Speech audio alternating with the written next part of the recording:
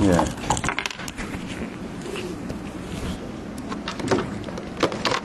So.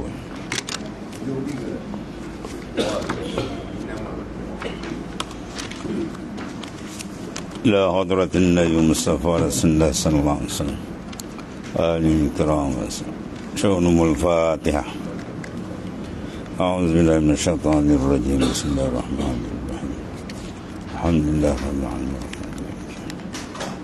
إياك نعبد وإياك نستعين اهدنا الصراط المستقيم صراط الذين أنعمت عليهم غير المغضوب عليهم ولا الضالين ولا حول ولا قوة إلا بالله. حسبنا الله ونعم الوكيل على الله.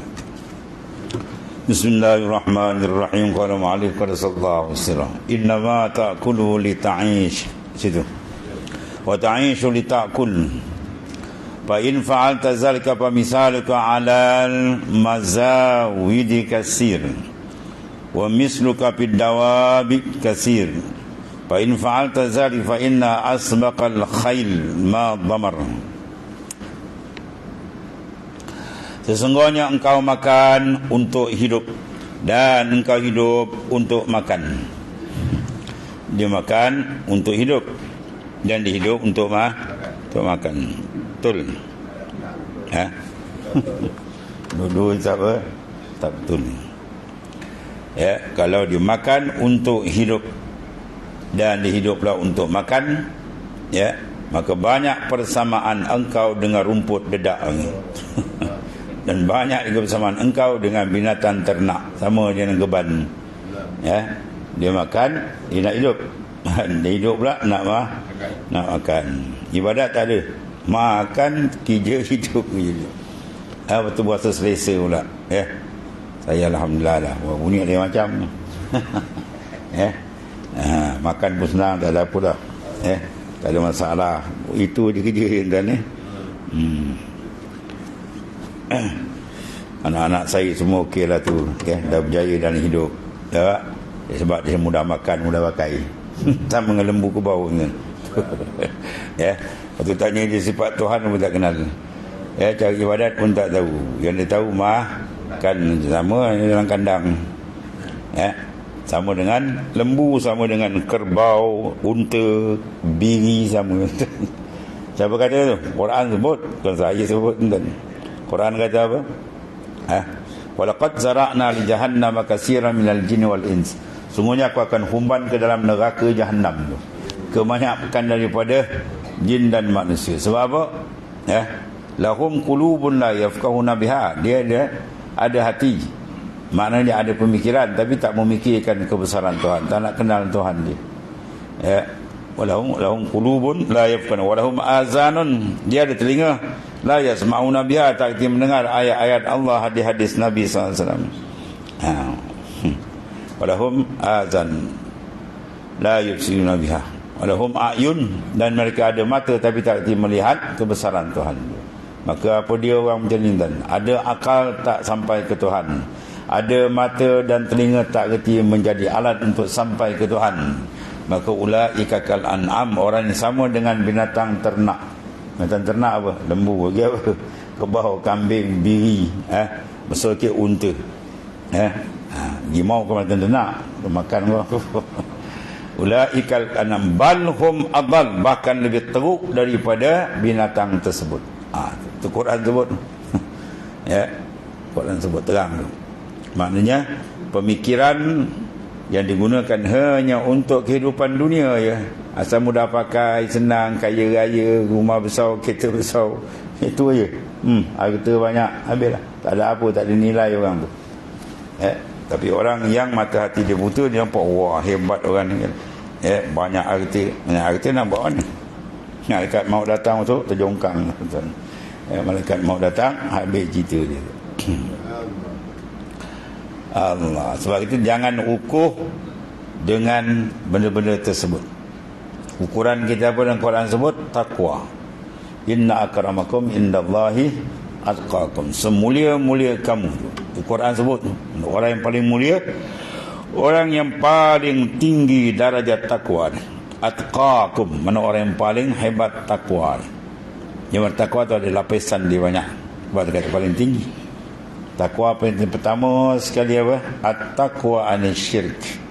Menjaga diri daripada syirik. Mana apa? Dia kena kenal Tuhan dia. Bahawa orang kita kenal Tuhan, dia syirik dengan Tuhan. Nantang kapi mana kenal Tuhan. Habis datuk punya kayu, batu dia ambil jadi kena Tuhan. Ada pun tak kenal Tuhan, sedang dia apa? Jadikan diri dia pula. Macam Tuhan, jadikan nafsu dia macam Tuhan. Apa ra'aita man ittakhadha ilahahu hawahu. Mu tak lihatkah ya Muhammad orang yang mengambil nafsu dia sebagai Tuhan. Itu semua Quran dah cerita ni. Itu punca dia apa? Tidak ada ilmu. Bahaya ni kata ni. Lepas tu kita syukur bila kita jadikan ahli ilmi. Syukur, bukan kita rasa bangga. Tak pun nak bangga, kita bukan apa Tuhan ni. Semua kurnia daripada Allah Ta'ala belaka. Itu untung bila Tuhan berikan kita nur ilmu tu, dapat menyuruh jalan yang sebenar. Kita kuat, kita akan sah melainkan dengan apa? Ilmu, amal dan keikhlasan dia. Jadi angkat diri kita dengan apa? Taqwa Allah. Apa makna taqwa? Imtisalul awamir wajtinabun nawahi, zahiran wa batinan. Menjunjung segala perintah Allah Ta'ala dan meninggalkan segala larangan dia, zahir dan batin. Tapi mana mungkin manusia boleh junjung perintah dan boleh tinggalkan larangan kalau dia sendiri tak tahu apa itu perintah, apa itu larangan, apa yang Tuhan larang. Kalau tak belajar mana tahu. Itu maksud. Ilmu itu amat penting. Kemudian wa taqulu hadzal lailah. Maka jika engkau melakukan hal demikian, maka ketahuilah kuda yang pantas ialah kuda yang kurus.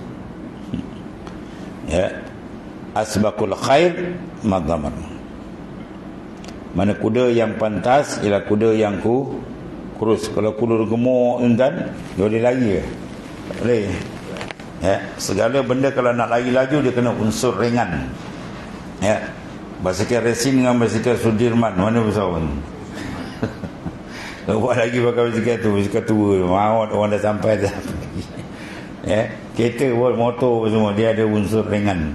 Sport rim dia semua ringan. Kalau pakai sport rim dia stem roll dia. Dia tak bergerak jalan dia kan. Dia kena unsur ringan. Maksudnya apa? Ringankan diri kamu dengan dunia, barulah laju kamu menuju ke akhirat. Maksudnya kalau kita tak ringankan dengan dunia, kita cangkuk habis. Semua urusan dunia kita nak masuk dalam kepala kita. Semua urusan dunia kita nak masuk dalam hati kita. Maka orang tu jam, dia tak ada jalan. Jadi berat, kena buang-buang. Ambil yang perlu je. Yang tak perlu jangan ambil. Serabut kepala kita, buat menyusah kita nak berjalan ke Tuhan. Sedangkan berjalan ke Tuhan adalah wajib. Fafirru ilallah. Berjalanlah kamu menuju kepada Allah Ta'ala. Menuju mana? Menuju makrifat, menuju kepada ubudiyah, kehambaan. Dia ringankan dengan dunia, baru dia laju akhirat. Kalau dia berat dengan dunia, maka dia lembab dengan akhirat.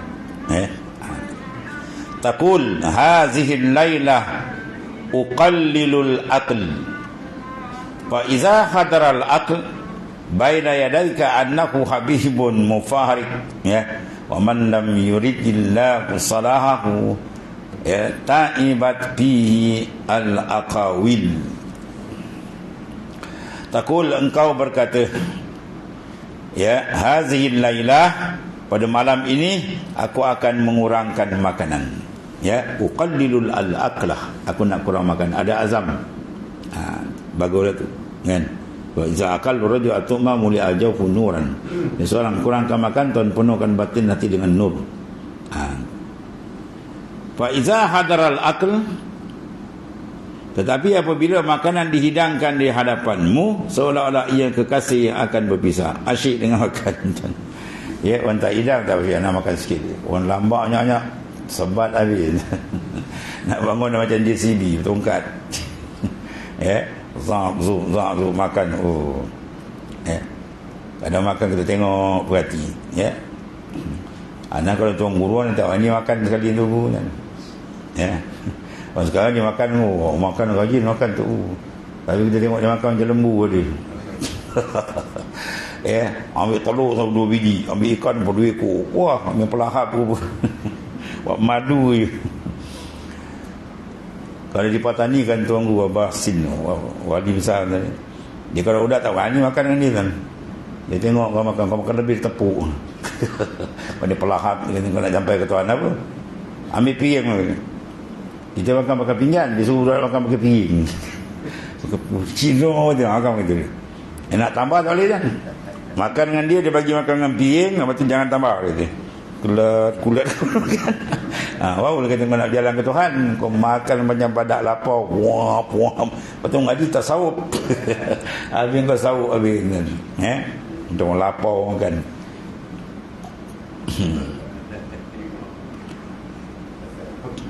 Bila makan, kul Nabi suruh makan apa? Mayalik dekat kamu. Dekat kita dah ada ikan. Sana ada apa? Wah, sana lagi sedap lagi mazau. Langkah je nak melompat dia. Makan apa yang depan dia. Aku tersikit ke sana kan. Itu maknanya menunjukkan orang tu hubud dunia kat makan. Boleh tengok kan. Tak usah tengok banyak kat makan. Makan sikit je lah. Sedikit kan. Berpuluh tahun mengaji sampai tercabut bulu ketiak kita. Makan pun tak boleh ijaz. Makan sama je. Ojo makan puap kan. Allah, tu tak beradab sebenarnya. Orang kadang-kadang cerita adab-adab, kita mengaji adab-adab. Duduk orang guru kan ada adab. Anak kau duduk orang guru sepatah nak tanya cakap. Sepatah dia ni cakap. Duduk depan dia macam tikus terberasnya. Ya tuan, ya tuan. Ini bukan guru, dia pula cerita dia buka. Wow, tunggu depan dia. Itu bebal kan. Anak murid bebal. Ya. Kata adab, dia tengok adab orang tak beradab. Rupa dia lagi besar tak ada adab. Bila tak ada adab, mana sampai tuan kan? Kita dengan kita bukan dengan guru. Kita dengan kita pun kalau duduk sekali, jangan buka cerita yang orang lain tak boleh share. Buat cerita kawan tu dengar, tak ada cerita. Itu jahat adab. Apatah lagi kalau dengan guru, kau buka cerita bukan-bukan. Orang duduk guru senyap, patah. Tak cakap. Mana kau duduk untuk guru anak tak berani kan? Nak diam. Kalau dia kata sepatah jawab, ya tuan. Ya tuan, tentu ya. Ini kau main tekong macam tu. Mengaji tak beramal. Dia tak beramal, takut tak ada adab, ilmu tak berkat, penat kelik kitab.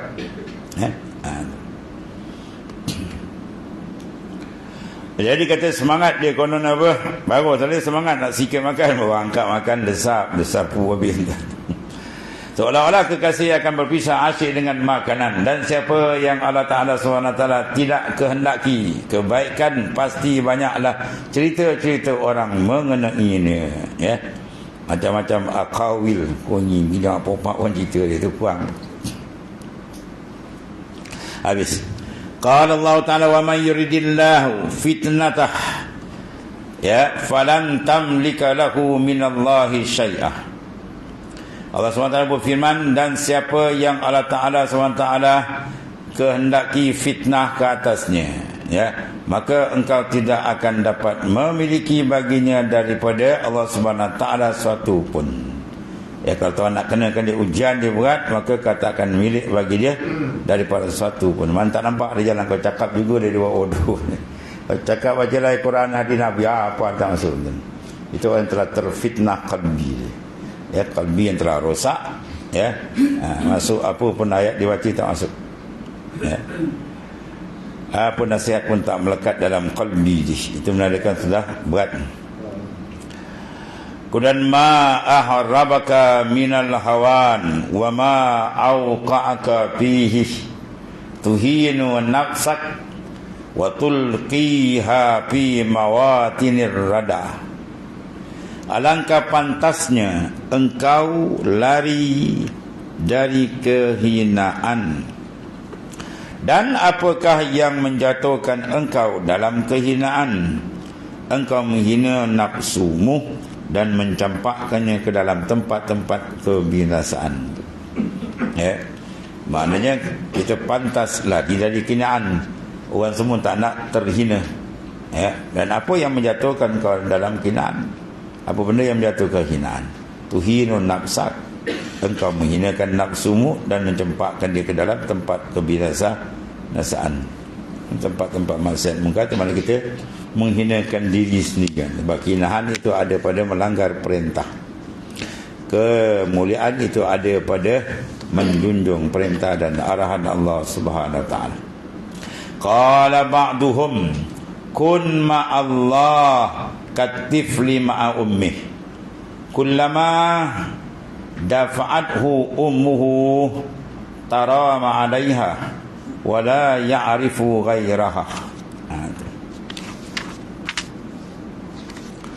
Sebagian arifin qala ba'duhum berkata,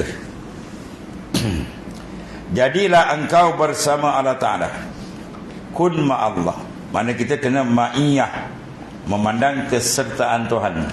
Maknanya kita memandang kita tidak terlepas, terikat, atau maknanya keterikatan kita dengan Tuhan, keterikatan semua makhluk dengan Ta'ala hendaklah disubur pandang dalam kalbi.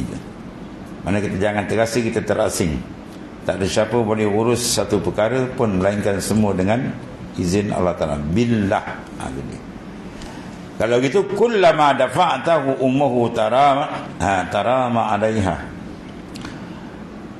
Seperti bandingan dia katifli, macam budak-budak atau anak kecil bersama ibu dia. Setiap kali ibunya menolaknya, dia pasti akan menerkam kepadanya. Anak-anak jalan-jalan, pada kecil, ibu tolak, hei ke sana, dia kejar awak dia. Tolak ke sana, dia kejar mak dia. Maknanya apa? Dia tak lari pada mak dia. Dan dia tidak mengenali orang lain selain ibunya. Apa saja disebut apa? Mak, ibu. Kalau Kelantan ada orang panggil me. Macam nak kambing, me. Maknanya apa? Dia tak panggil orang lain. Apa saja dipanggil mak dia. Begitulah orang nak jalan ke Tuhan, dia tak nampak orang lain, dia tak nampak orang menolong melainkan Allah. Semua dipandang Allah, kembali kepada Allah Ta'ala, rojak kepada Allah Ta'ala, bergantung kepada Allah Ta'ala, mengharap kepada Allah Ta'ala. Itu tanda orang kenal Tuhan. Kemudian ya Abdallahi tantakhibu linafsik at-tayyibat bal tantakhibu lidabbatikal alaf wa tu'amilullahu bil mujazafah wa rubbama qallabta ishrina bitikhatan hatta tasluha laka wahidatun lidihlis mirhasika wa taq'adu indal aqli mutarabbi'an wa rubbama tawwalta fil aql wa idza ji'ta ila salati nakartaha nakraddik wal wasawisu wal khatarat wal khawatir ar-radi'ah ta'tika wa anta muhrimun bis salah. Allah. Dia kata, ya Abdallah, wahai hamba Allah Subhanahu wa ta'ala, engkau sentiasa memilih makanan yang elok untuk dirimu. Kalau bulan puasa ni pergi sahur Ramadan aja. Kalau boleh dengan meja-meja angkat ni. Kalau boleh meja wali kan. Orang nak dia nak makan marah, jangan si tu bapak punya. Lepas tu kan dia makan 2 keping untuk dia makan. Punya tak mak. Kan, itu lapar mati ni. Semua benda dia nampak, semua dia nak beli kan. Allah. Engkau sentiasa memilih makanan yang elok untuk dirimu. Bahkan engkau memilih rumput yang elok untuk binatang peliharaanmu. Kalau kita panggil payahlah kebau lembu kan, dia akan pilih lembu rumput baik kan, bagi subur lembu dia, kebau dia. Engkau memilih rumput yang elok atau ternakan yang lain, jenis makanan kualiti kan, untuk bagi binatang kesayangan dia. Namun engkau melayani Allah SWT dengan kekasaran. Nak menghadap Tuhan tu kita tu adab teruk kita dengan Tuhan. Maka barangkali engkau membelik-belik 20 biji buah tembikai. Belik tengok. sehingga engkau menjumpai sebiji buah yang elok untuk diisi ke dalam lubang najis. Mana kita pilih makan selap-selap, akhirnya jadi tai, entah masuk jamban ni. Itu yang kita pilih. Ya. Makanan yang cita rasa sedapnya, minuman yang cita rasa sedapnya, bukan main pilih, lagi mahal. Kan? Akhirnya satu meja dia punya buka, satu meja RM1,000. Dia makan satu meja je RM5,000, RM6,000, open table. Wah, rupanya jadi tai kan. Tuan cerdik tak? Bodoh dah tuan-tuan. Benda nak jadi najis tu kami yang dijaga. Yang kita nak bawa menghadap Tuhan amal besar, yang tu kena beri tumpuan. Itu maksudnya. Ya. Makan hebat macam mana, minum je hebat, minum hebat-hebat macam-macam, jadi air kencing tuan. Makan banyak je tai. Dan engkau duduk bersila lendik, bersila rapat kemas tu semasa makan. Rapat betul. Sehingga engkau mengambil masa yang agak lama semasa makan. Nak suruh dia bangun nanti kejap je. 3 pinggan dia tala. Kemar dia tala kan. Masa tu lauk tak cukup, semedia tu lauk dia. Apabila engkau masuk ke dalam salat, engkau melaksanakan seperti ayam. Ya, dia makan tadi bukan main lama duduk, tekun kan. Orang lalu kadang tak perasan. Kami dah sental lagi. Tiba dalam semayang macam pagut ayam, tu pakai ayam. Kalau kita bagi ayam jagung kan dimakan je. Mana ringkas dia dah cabut. Laju sangat. Kadang tomak nina pun tak ada, menyebabkan semayang batal lagi. Ya. Dia rokok kadang tak nina sujud, sedangkan Nabi suruh fasjud hatta tatma'inna sajidan. Sujud sehingga dia tomak nina. Tu tomak nina zahir. Tomak nina batin belum lagi.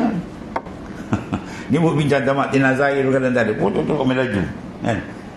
Semayang terawih berapa minit? 17 minit. Ya, dekat mana? Dia berapa ni? Fikirlah agak-agak Rasulullah semayang macam tu. Semayang nak menghadap Tuhan. Kalau kita buat macam pop. Mana kena apa? Berikan tumpuan betul kepada urusan ibadah termasuk. Bukan sekadar semayang, itu yang lain. Manakala dengan makhluk yang kita beri, maka kita beri dengan Tuhan. Sebab kita dah masa mengaji, tinggal dulu. Aku mengaji sekular dia kata apa? Sampai tingkatan 5. Ajar 6 tingkatan 5. 11 tahun. Maka mengaji pondok tak boleh 11 tahun, mesti kena lebih. Contoh gitu kan. Sekular aku mengaji itu banyak. Habis ilmu yang nak ke Tuhan. Padahal Nabi sendiri doa kan, wala taj'alid dunya akbara hamna wa mablaghal ilmina. Dua dia. Jangan jadikan dunia itu merupakan matlamat terbesar, dan ilmu dunia itu ilmu yang kemuncak besar, jangan. Dan jadikan dengan dia yang besar. Ya. Apabila kamu masuk ke dalam salat, ya, Allah, dan kau melaksanakannya seperti ayam mematuk makan, totok-totok melalui. Kemudian was-was, gangguan kalbi itu, macam-macam benda diingat. Ya, parakan 4 cerita habis.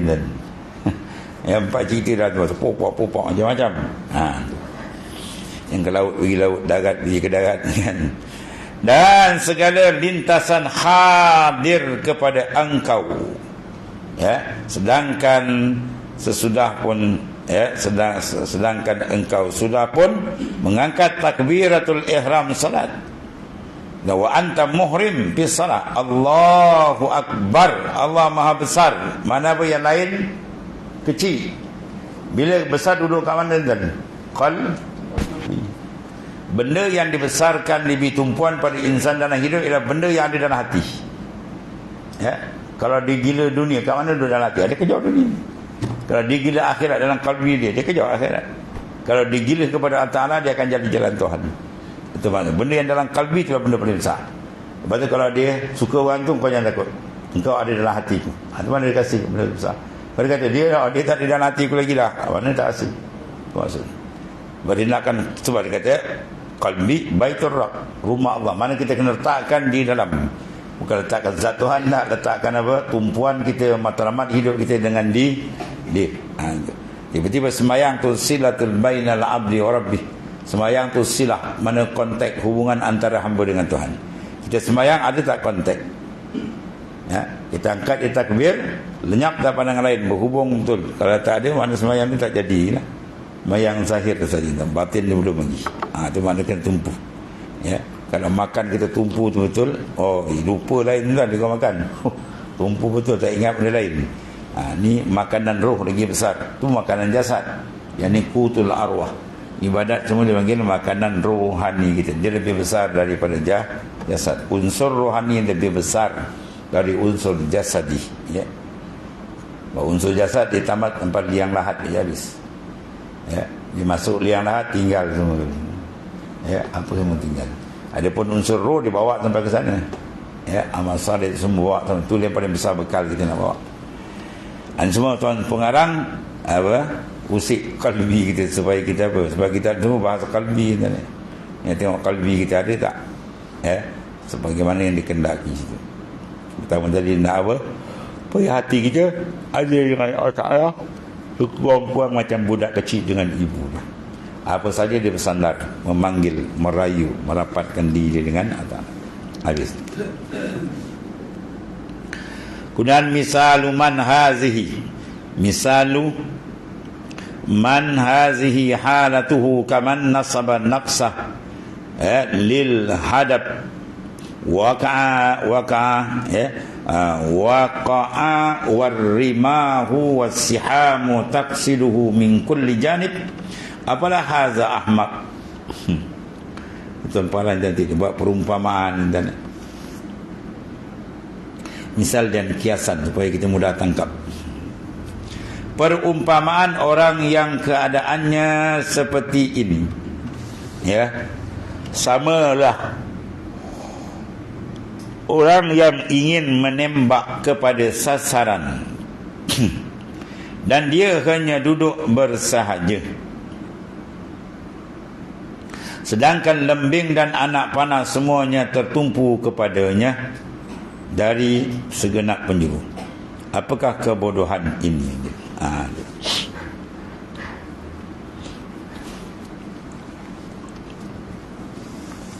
Jadi perumpamaan orang yang berkeadaan seperti ini, halat kaman nasaba nafsa lil hadab, sama seperti orang yang ingin menembak, ya, orang yang lepaskan dia punya apa, yang anak panah tu. Mana tadi? Kepada sasaran dia, ya, dan dia hanya duduk bersahaja. Sedangkan lembing dan anak panah semuanya tertumpu kepadanya dari segala senap penjuru. Ya, kalau berperang itulah, kita beri tumpuan pada musuh, sedangkan musuh dah attack kita dengan segenap penjuru. Itulah bahaya. Kalau kita tak berjaga-jaga, sedangkan musuh kita dikelit nafsu, dengan syaitan, dengan dunia ni, ada macam-macam ni. Kemudian misaluka iza sami'ta al-hikmata wa lam ta'mal biha kamasalil ladzi yalbasu dir'a wala yuqatil. Perumpamaan lagi, engkau apabila mendengar suatu hikmah, ya, kalam hikmah yang keluar daripada para awliya yang selaras dengan kehendak Quran dan hadis Nabi sallallahu alaihi wasallam. Ini hikmah sebenarnya. Hikam tu hikmah lah. Hikmatun satu, kalau dua dipanggil hikmatan, kalau banyak dipanggil hikam. Hikam tu maknanya beberapa kalam-kalam laduni yang keluar. Sebab tu hikam banyak. Ibn Atta hikam, Ibn Ruslan jaga dia, ya. Abi Madian, Jilinsani dan itulah yang lain. Mana laduni yang Tuhan buka pada dia.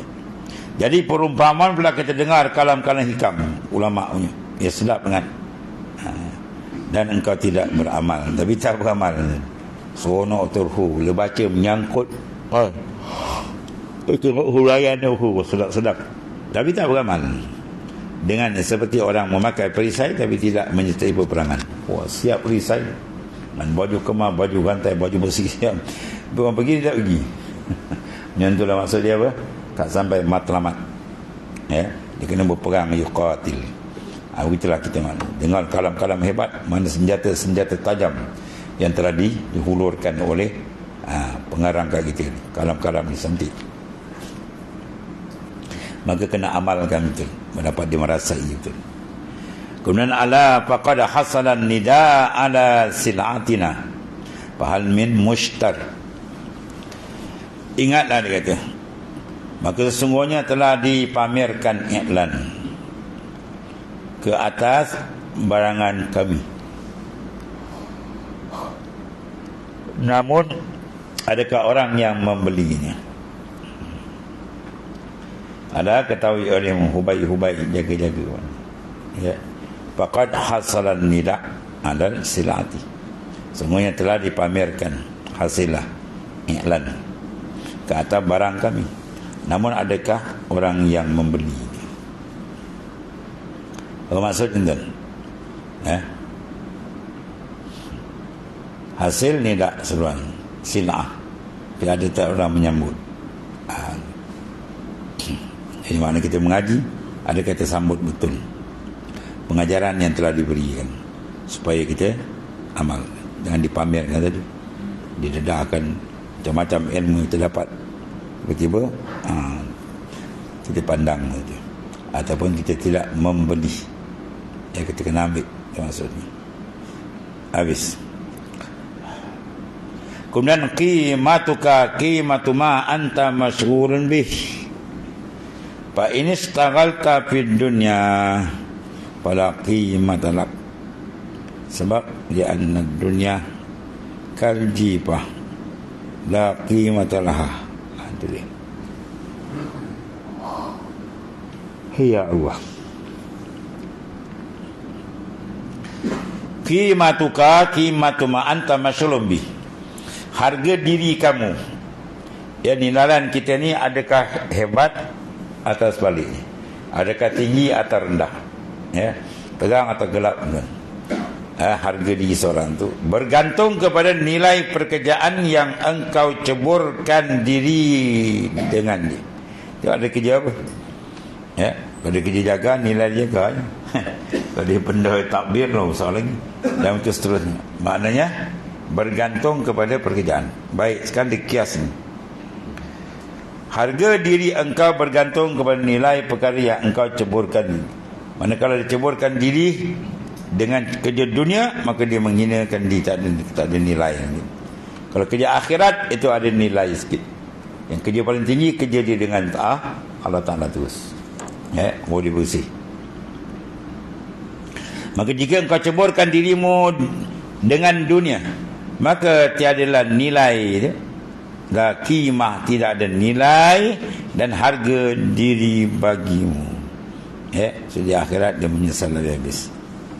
Dan cara menyesal habis, amalan yang besar. Dan apa dia? Ilmu lah, tuan-tuan. Dalam hadis yang Nabi sebut bahawasanya inna asyaddan nasi hasratan yaumal qiyamah rajulun amkanahu talabul ilmi fid dunya falam yatlabhu. Di mananya orang yang paling menyesal di akhirat besok tu dia. Ya, lelaki mana kumpulan orang yang boleh dicari ilmu. Kata-kata saya tiap masjid suruh waktu orang belajar, dia datang kan, hidup kat kedai kopi. Ya dia jual. Ini orang paling menyesal di akhirat besok. Ya, kalau dia nak bayar dia menyesal. Air mata darah tak ada guna lagi dah. Sebab itu maknanya bila Tuhan beri kita kurnia yang sedemikian, banyak kita syukur kepada Ta'ala, banyak kita merendah diri dengan dia dan meraih rahmat. Jadi harga seorang itu bergantung pada nilai perkara yang engkau cebur. Dia cebur diri kat mana itu. Kerana ada harga diri, dia cebur diri pada jalan ahlillah, baru dia cantik. Maka jika engkau ceburkan diri engkau dengan dunia, maka tiada lah nilai dan harga diri bagimu. Tak ada. Kerana hakikat dunia itu seperti bangkai, tiada nilai padanya. Hakikat dunia apa? Kaljifah. Ya. Tu. Nabi kata ad-dunya jifah wa tullabuha kilab. Dunia tu bangkai, yang kejar bangkai ialah anjing.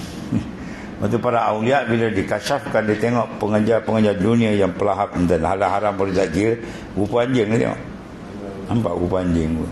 Badan rupa orang depan ni nampak. Tahulah dia tu. Orang yang apa jadi hamba kepada dia dunia tu ada dua. Dunia dimaksudkan kita tasawuf ni dunia yang dicela. Mana dia ambil dunia kerana nafsu. Dia ikut cara nafsu. Halal haram dia gembat tak ada hal begitu. Dan diguna pula perjalanan nafsu, bukan perjalanan Allah Ta'ala.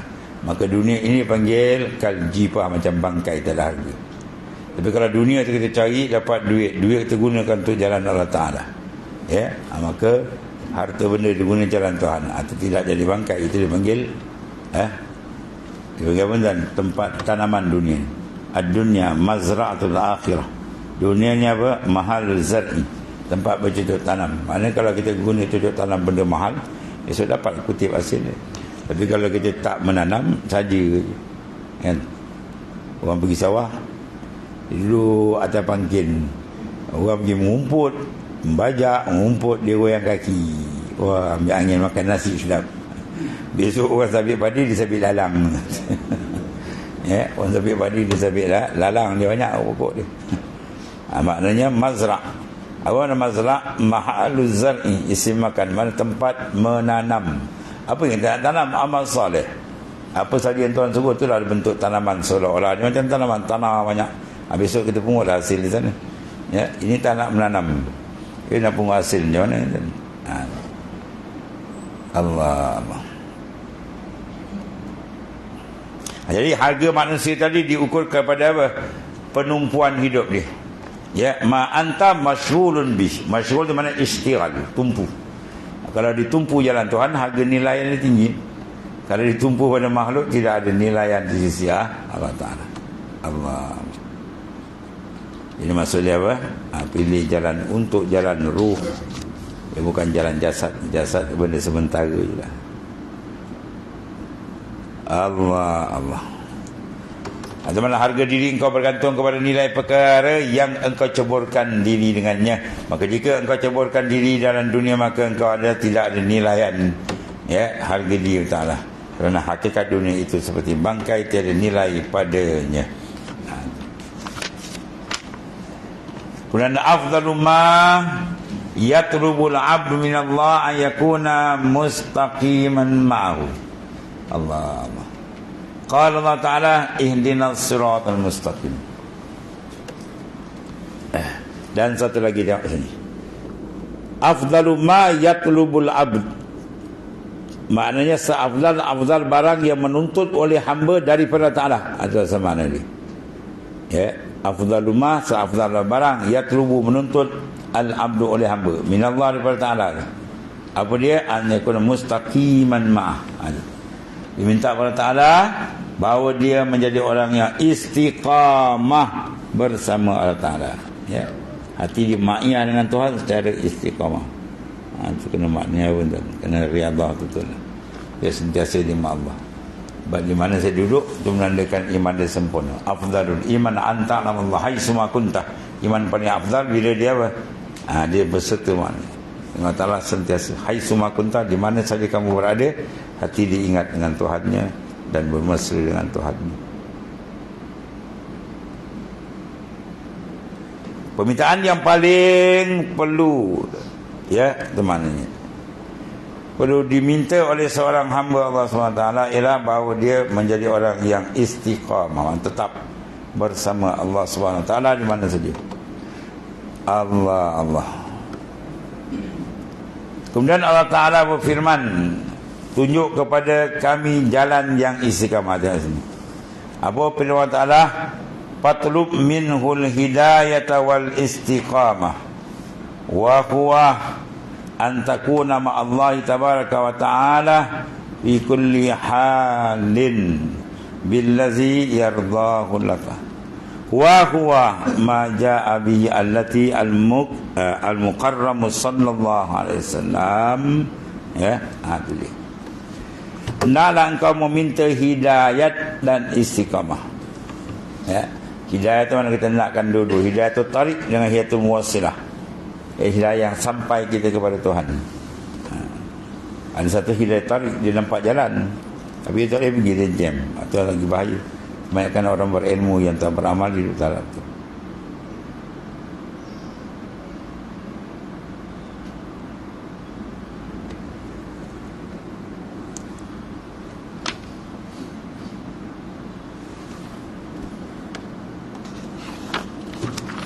Habis.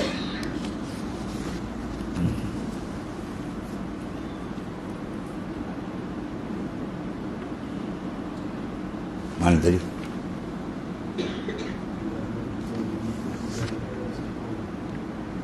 Hendaklah engkau minta hidayah dan istiqamah darinya, ya. Iaitulah bahawa engkau sentiasa bersama Allah Ta'ala dalam setiap keadaan. Sentiasa sama tu apa? Sama mana ingatan kita, fokus kita dengan dia. Bukan sama duduk sebelah. Itu makhluk mana. Kita makhluk mana boleh sama dengan Tuhan kita. Ma'iyah dia panggil. Wa huwa ma'akum aina ma kuntum. Iaitu muraqabah ma'iyah. Dan terkena Naqsyabandiyah, itu panggil muraqabah ma'iyah. Yang dapat muraqabah ma'iyah dikena London. Ya.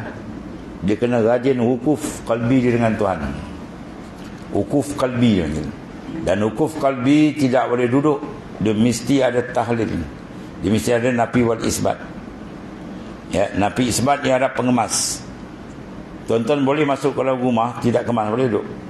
Masuk bersepah barang berabuk, boleh tak boleh. Kena kemas dulu. Kemas dah bersih, boleh duduk. Jadi nafi isbat dia mengemaskan akan tauhid itu. La ilaha illallah, kita tembak. Daripada tiada sifat ketuhanan melainkan dia, tiada fa'il melainkan dia, last sekali tiada maujud melainkan dia. Atau kita sapu, yang mana kita kemaskan dia dengan kalimah nafi wal isbat. Ya, bila dah sapu dah bersih, baru boleh duduk, baru sedap duduk. Bila sedap duduk, baru sedap memandang. Ya, dudukkan kalbi dengan dia. Kemudian baru dia pergi kepada apa? Di muraqabah dan sebagainya dengan Allah Subhanahu Wa Taala. Atau pada hari latihan dia pasti, ya, wukuf, muraqabah, ma'iyah. Lepas wukuf, sebelum wukuf nafi isbat, ya, sebelum nafi isbat dia kena buat apa? Selesaikan pancaran nur. Dia tak boleh duduk dan nafi isbat. Kalau gelap, tuan-tuan boleh menyapu balik rumah gelap, tak buka api boleh, ya. Buka pintu rumah gelap, nak menyapu apa gelap, mesti ada nur, cahaya. Berarti dia tujuhlah taib dengan tembak supaya nur qalbi dia terang dengan zikrullah. Dia terang, sebab tu baru dia boleh duduk pada nafi isbat. Bila nafi isbat baru dia boleh wukuf. Ya, boleh selesa duduk, baru selesa sedap memandang. Muraqabah ma'iyah, muraqabah ahdiyah, muraqabah mutlak, muraqabah akrabiyah, ya, muraqabah macam-macam jenis muraqabah. Kemudian Quran tu tadi. Allah. Dan keadaan perkara itu redha ya Ta'ala SWT. Dan itulah perkara yang dibawa oleh Nabi besar kita Muhammad sallallahu alaihi wasallam yang mulia daripada Allah Subhanahu Wa Taala, ya. Itu suruh tuntut bertala tadi hidayah satu, kemudian istiqamah. Bahawa ada langkah serta. Di mana saja internet kesertaan kita dengan Allah Ta'ala itu amat besar sekali. Dan satu lagi akhir bawah, man bazala lillahi azza wa jalla sarful wuddi saqahu Allah subhanahu wa ta'ala sirfal karam. Masya Allah, ya. Siapa yang mencurahkan, dia mencurahkan setulus-tulus kecintaan dia kepada Allah Ta'ala, pasti Allah Ta'ala akan mencurahkan kepadanya setulus kemuliaan, karamat jantan dia akan dapat. Yang kalimat paling besar, dawamu qalbi ma Allah, hati dia sentiasa kekal kemanisan dia dengan Allah Subhanahu Wa Ta'ala. Habis itu. Kemudian misalus salik ila akhir, wallahu a'lam. Tanda itu insya-Allah apa raya dah. Selamat puasa dan raya. Ma'adai batin. Bismillahirrahmanirrahim. Alhamdulillah. Sayyidina wa maulana Muhammadin ala alihi wasallam wa maghfirna li Allahumma inna khaira kullu. Alhamdulillah. Subhanakallahumma.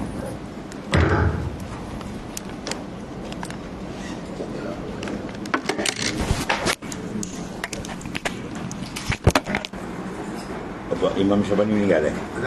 Syabani Ustaz ni khidmat dari kita tu. Baik. Minggu ni kan tu nak ambil. Minggu ni kan. Bila? Besok. Hari Sabtu Ahad. Dan tersekan. Sekan. Dulu. Oh, orang. Nah, kita kau orang